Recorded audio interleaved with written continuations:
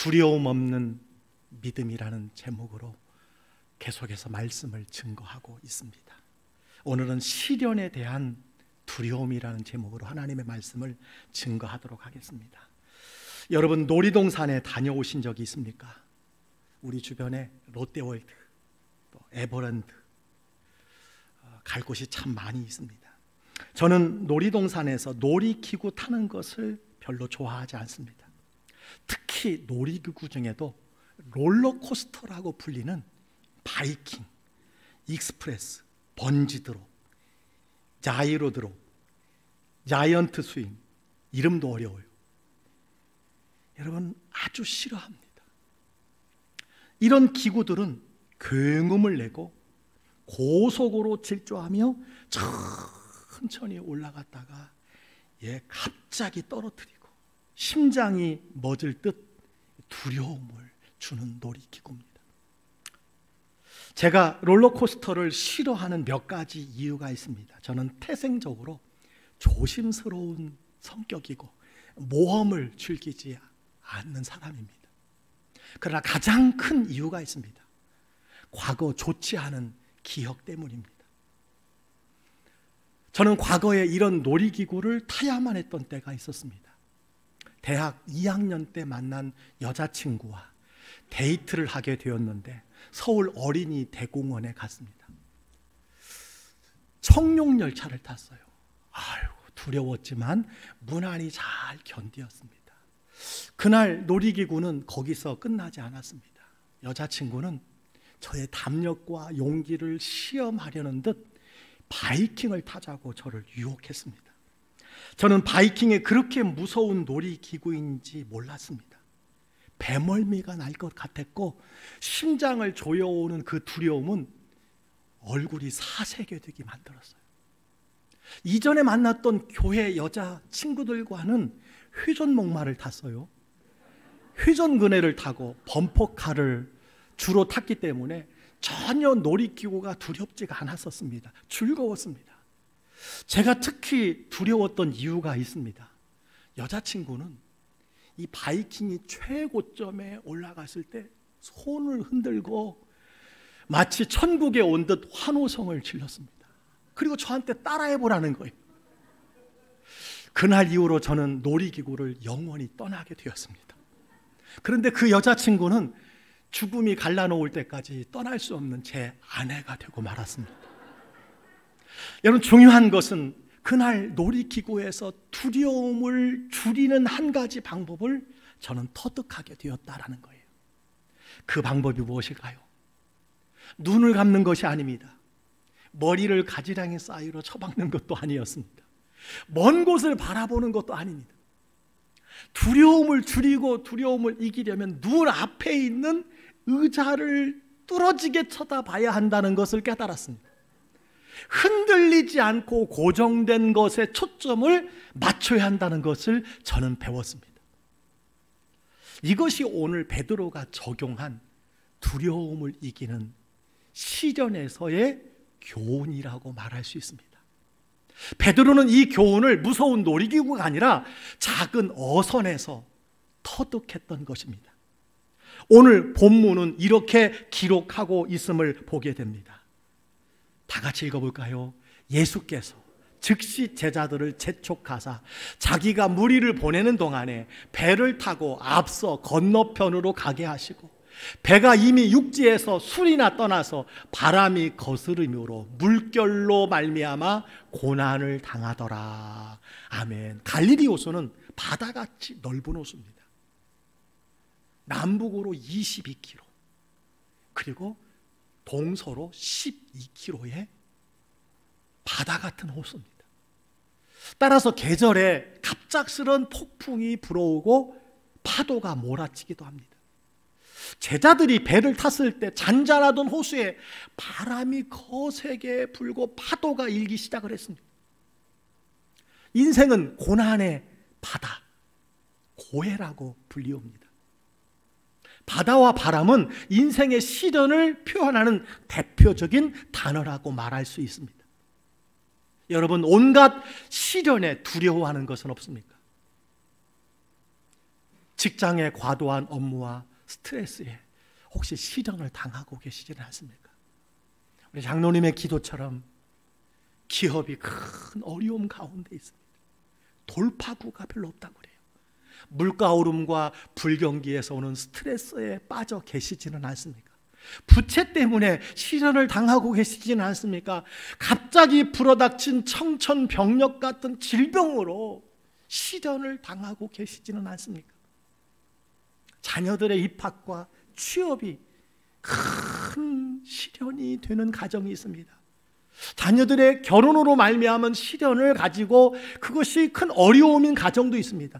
늙고 병드신 어르신들을 수발하느라고 돌보시느라고 어려움 가운데 계신 성도님들도 많이 계시는 줄 압니다. 자, 그렇다면 베드로가 시련을 당했을 때 배운 교훈, 이것을 우리가 적용해야 한다라는 겁니다. 시련 앞에 베드로가 우리에게 준 레슨이 있습니다. 그 첫 번째가 무엇일까요? 예수님을 찾는 것입니다. 오늘 25절로 27절은 이렇게 말씀하고 있습니다. 밤사경에 예수께서 바다 위로 걸어서 제자들에게 오시니 제자들이 그가 바다 위로 걸어오심을 보고 놀라 유령이라 하며 무서워하여 소리 지르거늘 예수께서 즉시 이르시되 안심하라, 나니 두려워하지 말라. 제자들은 오랜 시간 추위와 바람과 파도의 어려움을 겪고 있었습니다. 깜깜한 새벽 3시 물체 하나가 다가오는 거예요. 그들은 무서워서 유령이다 이렇게 소리를 질렀습니다. 여러분, 이것은 우리에게도 일어날 수 있는 일이라고 우리가 할 수 있습니다. 우리는 예수님께서 평화로운 가운데 우리에게 오실 것이라고 생각할 때가 많이 있습니다. 우린 예수님께서 내가 기도할 때 경건하게 주일 예배를 드리는 중에 임하실 것이라고 생각합니다. 예수님께서 우리들이 실직하고 건강을 잃고 삶이 막막할 때 오실이라고는 생각하지 않습니다. 우리가 시련에 빠졌을 때 오실이라고 생각하는 사람은 많지 않습니다. 그러나 여러분 기억하시기 바랍니다. 예수님께서는 여러분이 시련을 만났을 때 찾아오신다는 사실입니다. 주님은 때와 장소를 가리지 않고 찾아와 만나주시는 분이다 라고 하는 것입니다. 자, 그런데 예수님을 만난 제자들은 왜 놀라며 두려워했을까요? 예수님이 바다를 걸어 오시리라고 하는 것은 생각하지 못했습니다. 여러분, 부활하신 예수님이 제자들을 찾아오셨을 때도 제자들은 예수님을 알아보지 못했습니다. 왜 그렇습니까? 예수님께서 죽음에서 사망의 권세에서 부활하실 것이라는 것을 상상하지 못했기 때문입니다. 여러분, 우리도 두려움의 시련을 만나면 예수님에 대해서 한계를 정하고 예수님의 능력을 제한할 때가 많이 있습니다. 내가 할 수 없으니 예수님도 할 수 없다고 생각합니다. 내게 불가능하니 예수님도 불가능할 것이라고 생각하는 사람들이 많이 있습니다. 오늘 예수님께서는 제자들에게 말씀합니다. 안심하라, 나니 두려워하지 말라고 말씀해 주셨습니다. 무슨 말씀입니까? 우리의 모든 두려움의 시련을 주님께서 능히 해결할 수 있는 분이라는 거예요. 예수님은 여러분의 모든 시련의 바람을 해결할 수 있는 분이라는 것을 말씀해 주고 있는 줄 믿습니다. 그래서 예수님께서는 우리와 함께 하신다고 분명히 약속해 주셨습니다. 너희가 내 안에, 내가 너희 안에 있는 것을 너희가 알라, 이렇게 말씀해 주셨어요. 볼지어다 내가 세상 끝날까지 너희와 항상 함께 있으리라, 이렇게 약속해 주셨어요. 또 두려워하지 말라, 내가 너와 함께 함이니라. 놀라지 말라, 나는 내 하나님이 됨이라, 분명히 약속해 주셨습니다. 여러분이 큰 시련의 풍랑을 만났을 때도 하나님은 여러분과 함께 하신다는 사실을 기억하시기를 바랍니다. 따라서 여러분의 마음과 시선을 하나님께로 돌리시기를 바랍니다. 간절히 예수님을 찾으시기를 주의 이름으로 간절히 축복합니다. 예수님을 찾는 유일한 방법이 있습니다. 무엇일까요? 여러분은 예수님을 어떻게 찾으십니까? 예수님의 이름을 부르는 것입니다. 예수님의 이름을 부르는 거예요. 맹인이 예수님을 따라오면서 다윗의 자손이여 우리를 불쌍히 여기소서 소리 질렀습니다. 주의 이름을 불렀던 것입니다. 예수님께서 너희 믿음대로 되라 하시니 그 눈이 밝아졌다고 성경은 기록하고 있습니다. 가나안 여자가 예수님 뒤에서 소리쳤습니다. 다윗의 자손 예수여 나를 불쌍히 여겨서서 내 딸이 흉악하게 귀신 들렸나이다. 예수님께서 말씀해 주셨어요. 여자여 내 믿음이 크도다 내 소원대로 되리라 하시니 그때로부터 그 딸이 나았다고 성경은 말씀해 주셨습니다. 주의 이름을 부르는 자는 구원을 얻는 것입니다. 예수님을 믿는 자는 어떤 상황에서도 매일 수시로 불러야 할 이름이 있습니다. 그 이름이 무엇입니까? 예수님입니다. 주님뿐입니다. 주의 이름을 부르는 자는 구원을 얻는 거예요. 예수는 능력의 이름입니다. 치유의 이름입니다. 평안의 이름입니다. 천지에 있는 이름 중 귀하고 높은 이름이 예수인 줄 믿습니다. 만 가지 질문이 있습니까? 대답은 하나입니다. 누구예요? 예수 그리스도이라는 사실을 믿으시기를 바랍니다. 그 이름을 믿는 자, 그 이름을 외치는 자, 그가 어떤 사람이든 주의 영광을 보게 되는 줄 믿습니다. 그 이름만 불러도 그분은 여러분의 피로를 다 아십니다. 여러분의 아픔을 아셔요. 여러분의 목마름을 아셔요. 여러분의 시련을 아십니다. 여러분의 질병을 아셔요. 여러분의 약함을 다 아십니다. 주여라고 부르는 것은 젖 먹는 아이가 배고파서 우는 것과 같습니다. 그 엄마가 달려오는 거예요.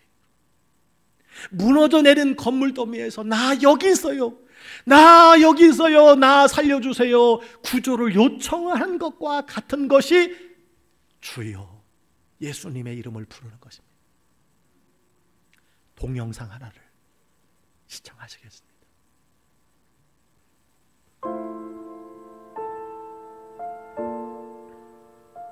내가 살고 있는 것이 리무르, 티필, 티밭이에요. 내가 지금 걸어가잖아요. 그러면 아래에서 이 꼬마들이 나를 올려다 봅니다. 우리 교회 주일학교 애들이에요. 그러니까 내가 선교사인지 알아요. 내 이름이 유니스니까 내 이름을 불러요. 아래에서 나를 올려다 보면서 내가 지나가면 이렇게 불러요. 유니스! 목이 터져라. 유니스! 유니스! 막 이런데 얼마나 내 이름을 부르는지 나한테 아무것도 달라 그런 건 없어요. 그러나 내가 알아요. 얘네들 신발이 없어요. 맨발로 다니거든요. 그래서 유네스 할 때 저것들 신발이 없는데 신발 사줘야지 그 생각이 들어요. 그 다음에 또 유네스 이러면 저 녀석들 밥을 하루에 한 끼 먹는데 밥도 좀 많이 줘야 되는데 빵을 사줄까? 또 유네스 이러면 쟤네들 학교도 없는데 내가 돈 많이 있으면 학교도 지어주면 좋겠다. 이런 생각을 해요. 선한 생각이 계속 나게 있다는 이야기예요. 근데 걔네들이 그 누구도 나한테 유네스 신발 없어요. 신발 사주세요. 아무도 안 그랬어. 그러나 내 이름을 부르는 순간순간 쟤네들 뭐가 필요한데? 이게 무슨 이야기냐 하면 여러분이 기도할 때 쥐야 이러면은요 여러분의 마음을 하나님이 왜 모르겠어요. 여러분 필요한 거를 하나님이 아세요. 그리고 하나님이 여러분을 정말 사랑하세요. 다 주고 싶지 왜 안 주고 싶겠어요. 그러나 부르짖어야 말이지. 부르짖지 않으면 또 하나님의 마음이 또 감동이 안 간다니까. 그래서 오늘은 여러분의 필요가 있을 겁니다. 어떤 것이 필요로 하는지, 그것이 공부인지 돈인지 건강인지 관계 회복인지 아니면 영성의 회복인지 하나님 알고 계십니다. 겉으로 크게 내가 말로 표현하기 싫으면 어려우면 불편하면 그냥 주여 이름을 부르세요. 주여 주여 주님의 이름을 부르는 순간 주님이 다 아십니다. 여러분이 주께 나와 주여 아버지 부르기만 해도 하나님은 여러분을 다 아시는 줄 믿습니다. 또 여러분을 여전히 사랑하고 계셔요. 그렇습니다. 하나님은 여러분에게 다 주고 싶지만 주님을 알아보지 못하고 주의 이름을 찾지 않으니 어찌 주실 수 있겠는가라는 거예요. 사랑하는 성도 여러분, 힘들고 슬플 때, 외로울 때, 답답할 때, 고통가올 때, 신음할 때 예수 그 이름 부르시기를 주의로 축원합니다. 여러분, 예수님을 찾으세요. 예수님께 기도하세요. 제발 기도하세요. 이제 깨어 기도할 때가 되었습니다. 시련을 당할 때에 베드로가 우리에게 주는 두 번째 레슨이 있습니다. 예수님을 바라보라는 거예요. 베드로는 예수님의 말씀을 그대로 믿었어요. 오늘 28절 29절에 보니까 주여 만일 주님이시거든 나를 명하사 물 위로 오라 하소서 하니 오라 하시니 베드로가 배에서 내려 물 위로 걸어서 예수께로 가되, 만약 파도가 잔잔했다면 베드로는 이런 요청을 하지 않았을 것이고 물에 뛰어들지도 않았을 것입니다. 베드로는 아주 짧은 시간이었지만 놀라운 일을 경험하게 되었습니다. 물 위를 걷다가 빠졌고 책망을 들었지만 물 위를 걸어본 사람은 예수님과 베드로뿐이었습니다. 여러분, 성경이 자세히 말하지 않기 때문에 이때 일어난 일들을 다 우리가 알 수는 없습니다. 그러나 폭풍이 올 때, 비바람의 시련이 몰아칠 때 우리가 주목해야 할 것이 무엇인지를 말씀해 주고 있습니다. 30절에 말씀해 주고 있어요. 바람을 보고 무서워 빠져가는지라 소리질러 이르되 주여 나를 구원하소서 하니, 베드로는 거친 바람과 물결을 보고 두려워했습니다.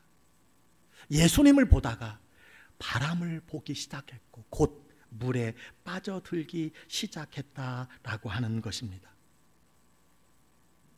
우리도 험한 바다 같은 세상을 걸어가면서 무엇을 바라보고 살아가고 계십니까? 우리와 함께 하시는 주님을 바라보십니까? 아니면 인생에 반복되어 내 삶을 흔들어 놓는 바람 같은 문제에 초점을 두고 바라보고 계십니까?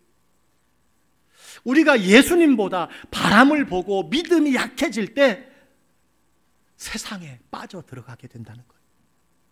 세상 풍파에 빠져 들어가게 된다는 것을 말씀해 주고 있습니다. 인생을 살아가는 동안에 비바람과 폭풍은 언제든지 있습니다. 또 찾아옵니다. 우리가 이 비바람에 대해서 어찌 할 수는 없습니다. 그러나 바로 그때 바람을 보지 아니하고 예수님을 바라볼 수 있다는 것입니다. 믿음의 주요 온전케 하시는 예수님을 바라보라고 한 것처럼 예수님을 바라보아야 한다는 사실입니다. 오늘 이 예배에 나오신 여러분 중에 크고 작은 시련의 바람을 맞아 두려움의 바다에 빠져가는 분들이 계십니까? 물 위를 걸어 여러분에게 다가오시는 예수님을 바라보시기를 주의 이름으로 축원합니다. 이것이 바로 예수님께서 여러분에게 주시는 교훈입니다. 우리는 삶의 문제를 정확히 보고 하나님의 행하심을 보아야 합니다. 그리고 어떤 두려움을 당하든지 누구를 바라봐야 돼요? 예수님을 바라봐야 합니다. 정말로 이 시련만큼은 빠져나갈 길이 전혀 보이지 않는다고 생각할 때가 있습니다. 그러나 믿는 자들에게는 바라볼 수 있는 한 곳이 있습니다. 주를 보는 것입니다. Look up, 위를 보는 것입니다. 하늘을 보는 것입니다. 어느 화가가 무서운 풍랑을 만난 배 한 척을 화폭에 그렸습니다. 풍랑은 금방이라도 배와 선객들을 삼킬 듯 했습니다. 그런데 이상한 것은 그 배에 탄 사람들이 겁에 질려서 두려워 떨기는커녕 모두 여유 있고 즐거운 표정을 갖고 있더라 하는 것입니다. 그림을 자세히 보았더니 배의 키를 잡고 항해하는 선장이 바로 예수님이었습니다. 그들은 예수님을 보았던 것입니다. 그들이 두려워하지 않았던 것은 예수님이 선장이시고 늘 깨어 계시기 때문이었다라고 하는 사실을 알 수 있습니다. 사랑하는 성도 여러분, 지금 여러 가지 시련을 만나신 분들이 계십니까? 예수님을 찾으시기 바랍니다. 예수님을 바라보시기 바랍니다. 여러분 인생의 핸들을 단단히 붙들고 계시는 예수님을 보시기를 주의 이름으로 축원합니다. 시련의 풍랑을 바라보면 낭망할 수밖에 없어요. 그 눈으로 주님을 바라보시기를 주의 이름으로 축원합니다. 그렇다면 어떻게 하는 것이 주님을 바라보는 것일까요? 어떻게 하는 것이 주님을 바라보는 것일까요? 그 무엇보다도 예배입니다. 하나님은 예배하는 자를 찾으시기 때문입니다. 주님을 바라보는 최고의 행위가 예배예요. 예배는 하나님과의 만남입니다. 하나님과의 사귐입니다. 그 은혜에 반응하는 것입니다. 그래서 예배는 잔치입니다. 기쁨의 잔치예요. 산제사입니다. 따라서 열정적으로 손뼉치며 손을 들고 소리 높여 나팔 소리로 비파와 수금으로 여러분 경배하는 것이 예배인 줄 믿습니다. 주께서 행하신 일을 기억하고 함께 하시고 도우시고 일으켜 주시고 용서하심을 알지니 어찌 여러분 찬양하지 아니할 수 있겠습니까? 그 예배가 하나님을 바라보는 가장 중요한 행위라는 사실을 기억하시기를 주의 이름으로 축원합니다. 또한 주님을 바라보는 것은요, 성경 말씀을 읽고 그 성경을 필사하고 그 말씀을 암송하고 묵상함으로 하나님의 약속에 희망을 두는 거예요. 그것이 주님을 바라보는 것입니다. 말씀을 볼 때에 희망이 생겨요. 주님을 바라보게 되는 것입니다. 그리고 그 약속의 말씀을 붙잡고 믿음으로 간절히 기도하는 것, 그것이 주님을 바라보는 것인 줄 믿으시기를 주의 이름으로 축원합니다. 사랑하는 성도 여러분, 바라볼 것은 세상이 아니라, 문제가 아니라 주 예수 그리스도입니다. 바로 이때 모든 시련을 이길 수 있는 믿음을 하나님께서 여러분에게 주시는 거예요. 하나님이 커 보이면 문제는 작아지는 거예요. 하나님이 작아 보이면 문제가 커지는 것입니다. 사랑하는 성도 여러분, 시련 가운데 반드시 누구를 바라봐요? 예수님을 바라보시기를 주의 이름으로 축원합니다. 주님을 바라보시기를 주의 이름으로 축원합니다. 세 번째 주시는 교훈이 있어요. 예수님께 도움을 구하라는 거예요. 물에 빠져가는 베드로는 살려달라고 소리를 쳤습니다. 오늘 31절, 32절을 보시기 바랍니다. 예수께서 즉시 손을 내밀어 그를 붙잡으시며 이르시되 믿음이 작은 자여 왜 의심하였느냐 하시고 배에 함께 오름에 바람이 그치는지라. 예수님은 즉시 그를 붙잡아 주셨고 바람도 그쳤다고 성경은 기록하고 있습니다. 여러분, 예수님께서는 폭풍이 몰려오기 전에 미리 잠잠케 하실 수 있는 분입니다.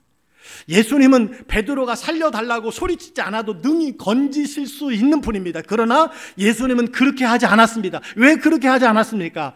예수님께서는 제자들이 그런 풍랑과 같은 시련 가운데 살아가게 될 것이고 오고 가는 모든 세대의 하나님의 자녀들에게 교훈을 주시기 원하셨습니다. 그의 가르침은 하나입니다. 믿음이 작은 자여 왜 의심하였느냐. 믿음의 문제라고 오늘 우리에게 말씀해 주고 있습니다. 여러분, 무엇이 문제라고요? 믿음이 문제예요. 믿음이 문제입니다. 내 믿음이 문제예요. 주님을 향한 믿음이 작을 때 세상 풍파에 빠져들게 된다는 것입니다. 주님은 물속에 빠져들어가는 베드로를 내버려 두지 않았습니다. 즉시 손잡아 주셨다고 오늘 성경은 말씀해 주고 있습니다. 성경이 우리에게 주는 교훈은 분명합니다. 하나님은 모든 시련에 대하여 전능하신 분이라는 사실이에요. 능치 못함이 없는 분이라는 거예요. 이것을 너희가 믿느냐는 것입니다.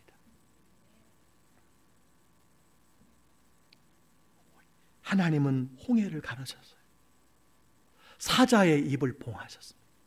골리앗을 넘어뜨리고 물이 포도주가 되게 하시고 아이의 도시락을 축사하사 수천 명을 먹이게 하시고 죽은 나사로를 살리시고 맹인의 눈을 뜨게 하시고 38년 된 병자를 고치시고 귀신 들린 자를 고치시고 나병과 중풍병과 손마른 병과 혈루증 여인을 고치시고 여러분의 온갖 병을 고치실 수 있는 하나님인 줄 믿습니다.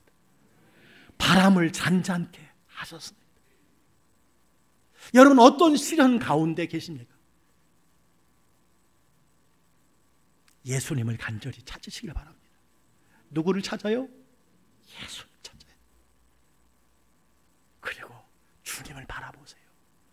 예수님 바라보세요. 예수님께 초점을 두세요. 그리고 주님께 도움을 요청하시기 바랍니다. 주여 우리는 연약합니다. 주여 우리는 넘어집니다. 주님 우리는 오늘도 실수합니다. 주만 바라보게 하여 주시옵소서. 주여 나를 불쌍히 여겨 주옵소서. 주여 나에게 은혜 내려 주옵소서. 주여 나에게 성령으로 충만케 하옵소서. 여러분 부르짖어 기도하시기를 바랍니다. 예수님을 찾으시고 예수님을 바라보시고 예수님께 도움을 요청하세요. 여러분 기도는 인간이 할 수 없는 것을 가능케 하는 유일한 강력한 방법이 기도라는 사실을 기억하시기 바랍니다. 주님은 바람과 바다도 잔잔케 하는 전문가세요. 여러분이 타고 계시는 배의 선장 예수님이 되신다는 사실을 기억하시기 바랍니다.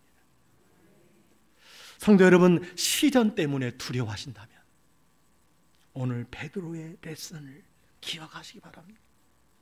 다시 한번 말씀드립니다. 예수님을 찾아야 돼요.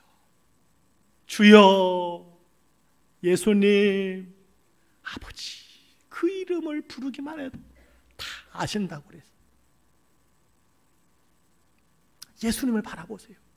나의 영혼아 잠잠히 하나님만 바라라. 무릇 나의 소망이 그로부터 나오는다. 주만 바라보세요. 예수님께 도움을 구해야 돼요. 귀인들을 의지하지 말며 도울 힘이 없는 인생을 의지하지 말지니. 여러분 사람 의지하지 마세요. 실망하게 됩니다. 낭패를 당하게 돼요. 하나님께 소망을 둬야 돼요. 하나님께 도움을 구해야 돼요. 오늘 어떤 시련을 가지고 이 자리에 오셨습니까? 오늘 베드로의 레슨 교훈이 여러분 앞에 있는 모든 시련의 두려움을 믿음으로 이기시기를 주의 이름으로 간절히 축복합니다.